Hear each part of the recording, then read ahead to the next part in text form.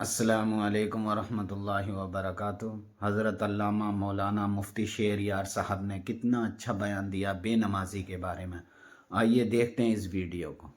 بے نمازی کی نظر پڑے گھر میں تو برکت ختم ہو جائے، اور جس گھر میں 4 مرد ہو چاروں بے نمازی، 4 عورتیں ہو چاروں بے نمازی، یہ سارے کی سارے رات کے 12-1-2 بجے تک فلمیں دیکھیں، کامیڈی چلائیں، واٹس ایپ یوٹیوب میں لگے رہے، اور دن کے 10 بجے اٹھے، یہاں تک کہ فرشتہ آیا برکت لے کر فرشتہ واپس ہو گیا، اس کے بعد امیروں کے پاس دوڑ کے جائے کہ کمائی ہے مگر برکت نہیں ہے۔ کیسے برکت ہوگی؟ حضور کی حدیث ہے، جو فجر کی نماز چھوڑے گا اس کے چہرے کا نور اللہ چھین لے گا، جو ظہر کی نماز چھوڑے گا اللہ اس کی روزی سے برکتیں ختم کر دے گا، جو عصر کی نماز چھوڑے گا اللہ اس کے بدن سے طاقت ختم کر دے گا، چاہے وہ روزانہ سیب سنترا کا جوس پیتا رہے مگر بدن سے طاقت ختم ہو جائے گی۔ جس کو آپ دیکھ سکتے ہیں آج 18 سال کا جوان بھی ہل رہا ہے،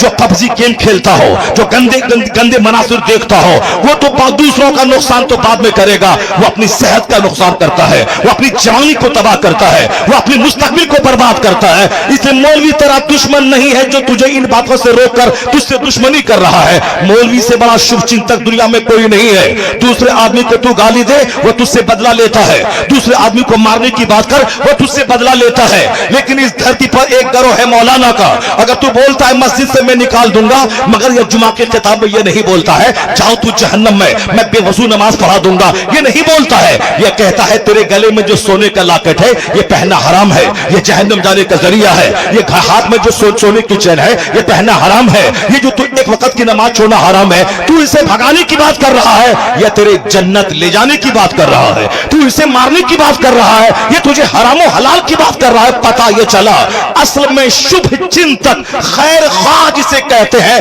تو دشمنی کر، ان کی جگہ کے خلاف ہو جا، اسے بھگانے کی بات کر، مگر یہ تیرے جنت جانے کی بات کرتا ہے، تیری صحت کی بات کرتا ہے، تیری آبادی کی بات کرتا ہے، تو گالیاں سن کر جو تیری رحمت کی دعا کرے، اس دھرتی پر نہ کوئی نیتا ہے اور نہ کوئی IAS آفیسر ہے، اگر کوئی گروہ ہے تو وہ علماء کی جماعت ہے جو گالیاں سننے کے بعد بھی تجھے جنت کا راستہ دکھاتا ہے، تجھے جنت کا راستہ دکھاتا ہے۔ یہ واحد گروہ ہے عالموں کا، اس لیے خطاب میں کبھی کوئی تمہارے خلاف کوئی بات نہیں کرتا کہ تم چاہے جیسے کرو جاؤ جہنم میں، ہم کو اس سے کیا مطلب ہے، نماز چھوڑ دو چلے گا، روزہ چھوڑ دو چلے گا، ایسی باتیں کوئی نہیں کرتا ہے۔ وہ ہمیشہ ہماری بدنگاہ، ہماری بدعملی پہ سرزنش کرتا رہتا ہے، تنبیہ کرتا رہتا ہے، بدعملی کی تنقید کرتا رہتا ہے۔ تو میں آپ سے کہنا چاہتا ہوں کہ آج ان علماء کی قدر کم ہو گئی، اس لیے دنیا کی ہوس ہمارے دل دماغ میں زیادہ ہو گئی، اور آج ہمارے گھر کا سب سے کمزور ٹاپک آخرت ہے۔ میڈیکل سائنس کا چرچا ہے، کرکٹ کا چرچا ہے،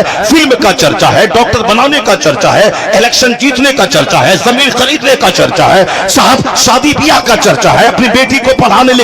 لکھا کے ڈاکٹر بنانے کا چرچا ہے۔ کوئی اپنے گھر میں 1 منٹ بھی بیٹھ کر آخرت کی بات نہیں بولتا۔ کئی لاکھ مسلمانوں کی بیٹیاں مشرکوں کے ساتھ بھاگ گئی، اس کے ذمہ دار یہ باپ ہے جو اپنی بیٹی کو کبھی آخرت اور جنت اور ایمان کا مہتو نہیں بتایا، اپنی بیٹی کو صرف فلمی زندگی، مال والی زندگی، آسائش والی زندگی، تو پھر تو وہ آسائش کے چکر میں کافروں کے پاس جانا پڑے، وہ چلی گئی۔ آپ نے کب بتایا ہے کہ اصل میں ایمان سب سے بڑی چیز ہے؟ دنیا ملے نہ ملے اگر ایمان سلامت ہے سب سے بڑا وہ دھنوان ہے۔ دنیا کی زندگی عارضی، فانی اور وقتی ٹیمپرری ہے، اصل دائمی زندگی آخرت کی ہے۔ اگر آپ بھٹی میں پلا دیتے، اگر کوئی دشمن اس کو کہتا کہ 10 لاکھ روپے میں دوں گا تو میری گود میں آ جا، یا بولتی میں ساری زندگی کنواری رہ جاؤں گی مگر ایمان کا سودا نہیں کروں گی۔ اس لیے ہر ماں باپ پہ لازم ہے کہ انجینئرنگ کی بات بعد میں کرے، میڈیکل سائنس کی بات بعد میں کرے، پولیٹیکل تبصرہ بعد میں کرے، پہلے آخرت اور اسلام اور ایمان کا مہتو بتا